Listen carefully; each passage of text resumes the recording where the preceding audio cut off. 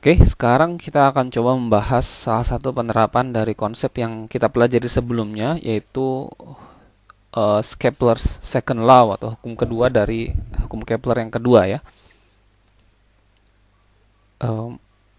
Kepler's second law ini dicetuskan ya pada tahun 1609 yang menggambarkan bagaimana mekanik celestial mekanik ya, bagaimana pergerakan planet dan mekanikanya seperti apa. Dan ia menggunakan vektor ya untuk menganalisis pergerakannya. Ini sesuai dengan tema kita tentang vektor, matriks, dan juga parametric equation. Dan pada saat itu banyak peneliti yang mencoba menjelaskan bagaimana sebenarnya pergerakan planet. Banyak yang usul yang bentuknya mungkin aneh-aneh, tapi kalau kata Kepler bentuknya elips. Nah, dan juga yang kedua, Kepler memberikan sebuah hukum yang keduanya bahwa pergerakan dari planet itu ada dalam sebuah bidang, dan area yang di swab itu disapu begitu ya, yang ditempuh, yang dibentuk oleh pergerakan, oleh garis gerak tersebut, itu ya garis gerak apa? Garis antara matahari dan bumi itu rate-nya konstan. Ya, rate-nya konstan, begitu perputarannya konstan. Pergerakannya konstan, area yang terbentuk juga konstan begitu. Jadi tidak serta-merta menjadi lebih cepat atau lebih lambat dan seterusnya. Atau lebih banyak, lebih luas, lebih sempit, tidak seperti itu. Oke. Nah, ini memang kita coba ilustrasikan dalam pemahaman fisika ya. Supaya kita bisa membayangkan visualisasinya seperti apa. Bayangkan ini adalah pusat tata surya yaitu matahari, dan di sini adalah planet, dan planet bergerak begitu seperti ini, membentuk sebuah ada orbitnya elips.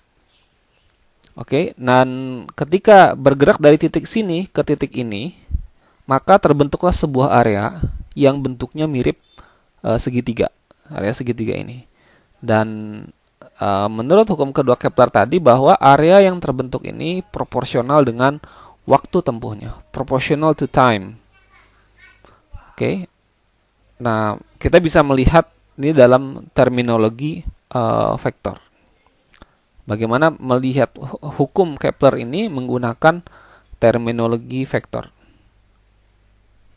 Oke, dan di sini pergerakan dari sini ke sini ini adalah R ya, vektor R dari matahari ke planet, dan dari R yang sini ke R yang sini, vektor yang pertama ke sini R1 R2, maka di sini ada delta R ya, ada delta R. Perubahan positionnya. Oke. Dan nanti kita juga perlu mengingat lagi bahwa delta R itu bisa diaproksimasi dengan V dikali dengan delta T. Ini kita kembali ke sini ya. Oke.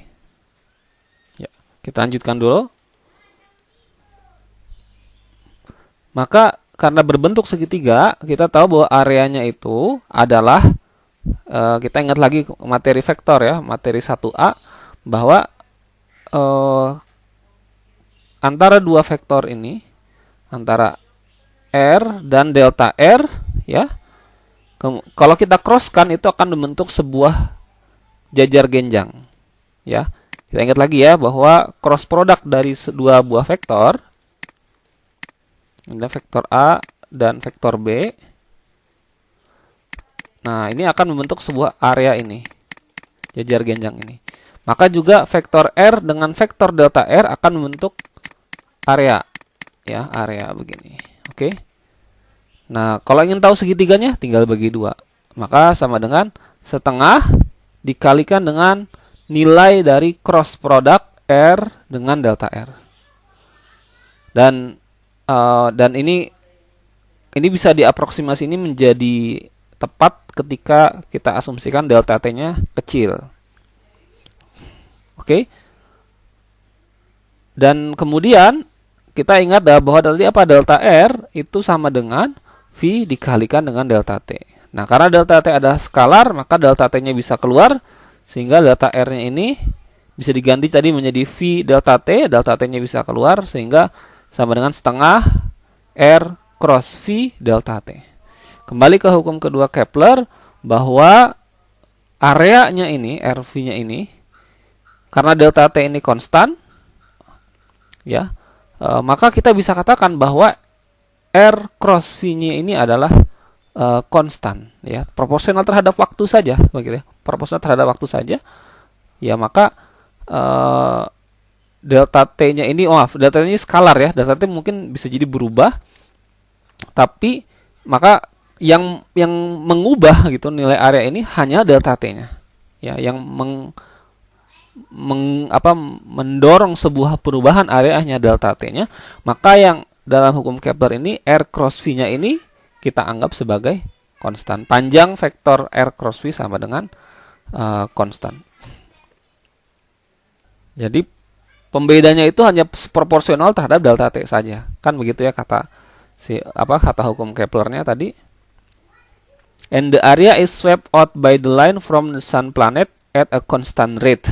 Rate, kalau rate begitu artinya apa? Rate-nya konstan, tinggal waktunya aja yang akan menjadi pengali perubahan.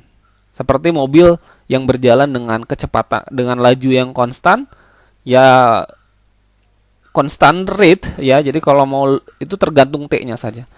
Maka kita bisa katakan ini adalah rate yang konstan tadi, begitu, R cross V-nya ini. Oke, selanjutnya.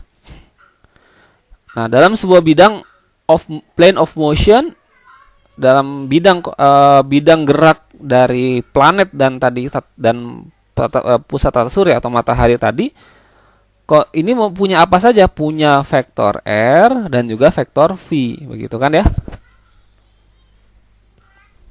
Nah, kalau kita V-nya ke arah sana, begitu, arah geraknya kan planetnya berputar begini kan?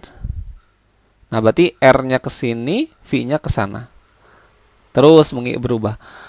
Maka kita bisa katakan bahwa karena R dan V ini dalam satu bidang, R cross V-nya itu akan membentuk sebuah vektor yang dengan kaidah tangan kanan diputar itu, yang mana dia akan normal to plane, ya. Jadi normal membentuk normal. Jadi ini R-nya, ini V-nya, maka ini akan tegak lurus ke atas, begitu kan? Seperti itu. Nah, seperti itu. Normal to plane of motion.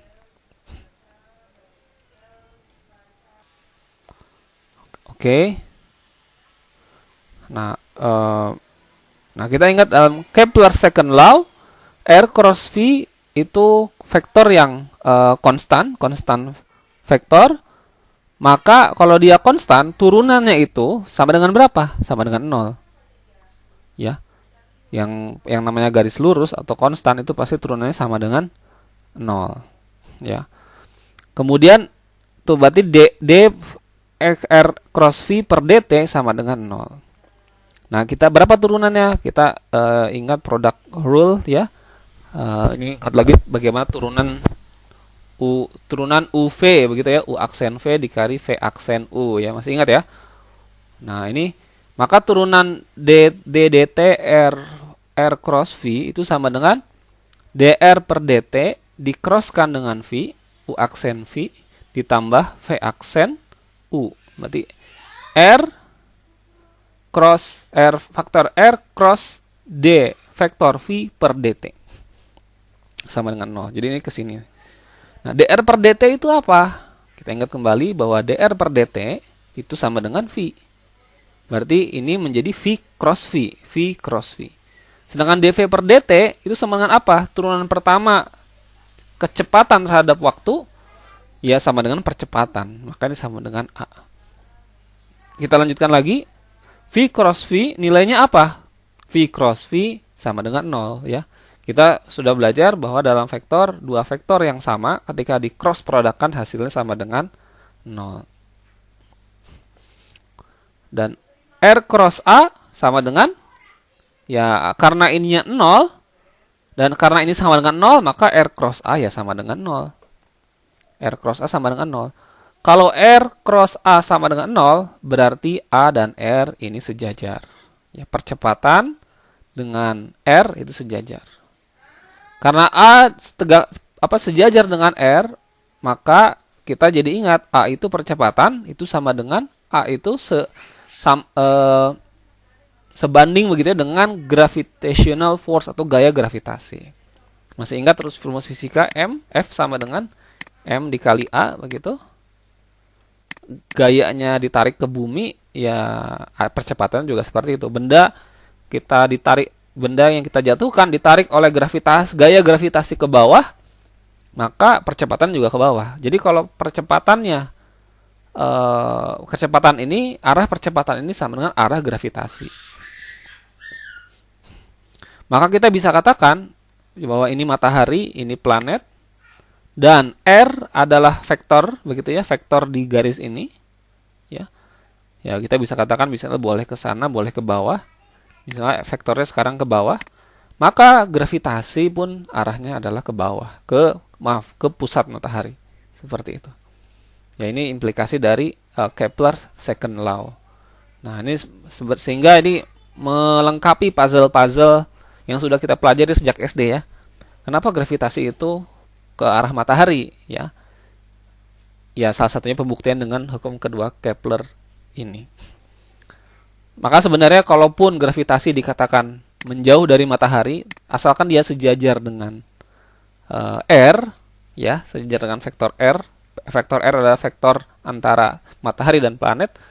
Maka sebenarnya kalaupun gravitasi itu atau percepatan dan gravitasi itu vektornya ke atas itu, secara hukum Kepler ini masih memenuhi, begitu ya. Dan ini juga hukum Kepler ini juga berlaku tidak saja untuk planet, tapi untuk pergerakan elektron. Ya, dalam fisika yang lebih mikron ya, pergerakan atom, elektron, dan proton, ini pun bisa kita modelkan dengan atau bisa tetap sesuai dengan hukum Kepler yang kedua ini. Oke, baik. Dari sini kita belajar bahwa dengan parametric equation dan tadi kaitan-kaitannya, ini seperti melengkapi puzzle-puzzle tentang fakta alam semesta kita.